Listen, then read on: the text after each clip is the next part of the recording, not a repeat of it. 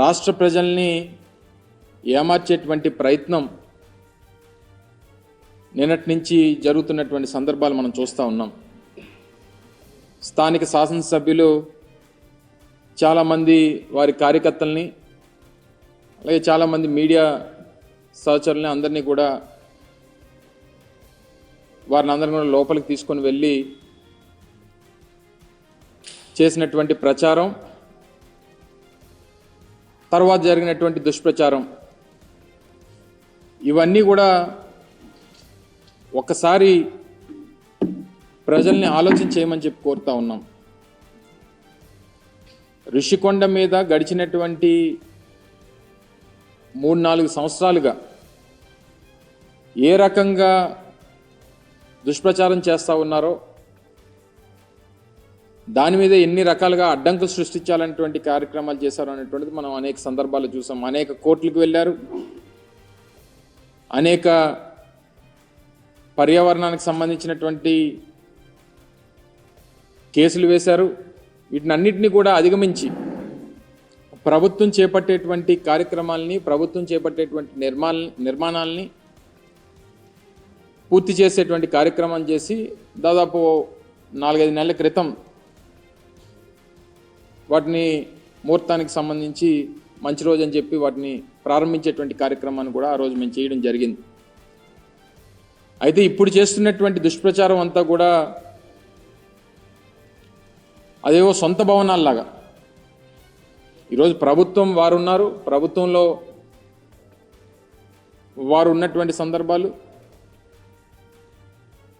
ప్రభుత్వం దాన్ని ఏ రకంగా ఉపయోగించుకోవాలనేటువంటిది చూడడం మానేసి,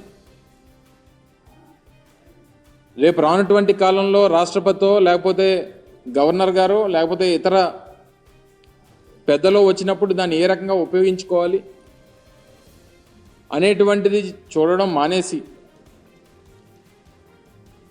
దాన్ని ఇంకా జగన్మోహన్ రెడ్డి గారు ఇల్లులాగే చిత్రీకరించేటువంటి ప్రయత్నం చేయడం అనేటువంటిది సమంజసం కాదు. దాన్ని తీవ్రంగా ఖండిస్తూ ఉన్నాం. ముఖ్యంగా జగన్మోహన్ రెడ్డి గారు మేము అధికారంలో ఉన్నప్పుడు విశాఖపట్నాన్ని ఎగ్జిక్యూటివ్ క్యాపిటల్గా చేయాలనేటువంటి ఒక పాలసీని మేము తీసుకోవడం, దానికి అనేక రకాలైనటువంటి అడ్డంకులు సృష్టించేటువంటి కార్యక్రమం చేశారు. మళ్ళీ అధికారంలోకి వస్తే ఇక్కడి నుంచి పరిపాలన మొదలు పెట్టాలనేటువంటి ఒక నిర్ణయాన్ని ఆ రోజు జగన్మోహన్ రెడ్డి గారు ప్రకటించడం జరిగింది.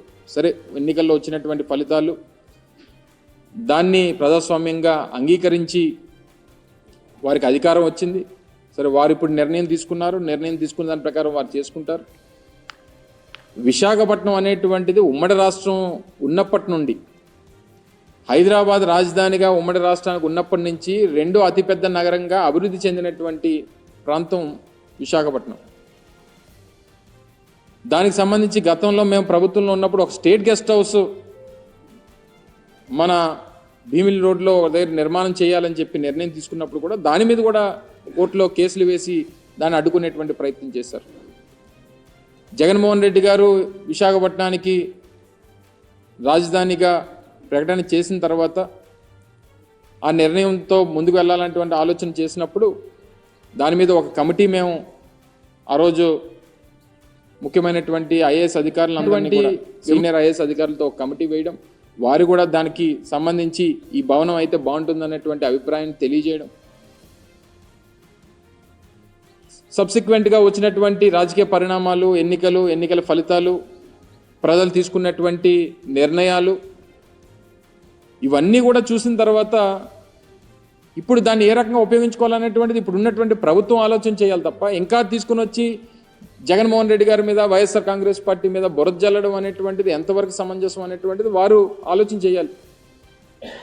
నేను కూడా మా పార్టీ తరపున మాట్లాడాల్సి వస్తేనో, ప్రజల తరపున మాట్లాడాల్సి వస్తేనో, ముఖ్యమంత్రి చంద్రబాబు నాయుడు గారు 2014 నుంచి 19 వరకు ఏ రకంగా ప్రభుత్వ ధనాన్ని, ఈరోజు ప్రభుత్వానికి సంబంధించినటువంటి భవనాలు నిర్మిస్తేనో, ఒక డిపార్ట్మెంట్కి సంబంధించినటువంటి నిర్మాణాలు, శాశ్వత నిర్మాణాలు నిర్మిస్తే దీన్ని ఈరోజు ప్రజలకి తప్పుదోవ పట్టించేటువంటి ప్రయత్నం వారు చేస్తున్నటువంటి క్రమంలో చంద్రబాబు నాయుడు గారు 2014 నుంచి 19 వరకు ముఖ్యమంత్రిగా ఉన్నప్పుడు ఎంత ప్రభుత్వ ధనాన్ని దుర్వినియోగం చేశారనేటువంటిది కూడా మాట్లాడాల్సినటువంటి పరిస్థితి వస్తుంది. వారు హైదరాబాద్లో జూబ్లీహిల్స్లో వారి సొంత భవనాన్ని నిర్మించుకునేటువంటి క్రమంలో వారి కుటుంబ సభ్యులందరినీ తీసుకొని వెళ్ళి ఒక ప్రైవేట్ హోటల్లో పెట్టి కోట్లాది రూపాయలు ప్రైవేట్ హోటల్కి చెల్లించినటువంటి సందర్భాలు. సరే, ఇవన్నీ ప్రభుత్వంలో ముఖ్యమంత్రులుగా ఉన్నప్పుడు కొన్ని సెక్యూరిటీ రీజన్సో లేకపోతే ఇతర వారికి ఉన్నటువంటి ప్రయారిటీసో ప్రోటోకాల్స్ ప్రకారం కొన్ని నిర్ణయాలు తీసుకుంటుంటారు.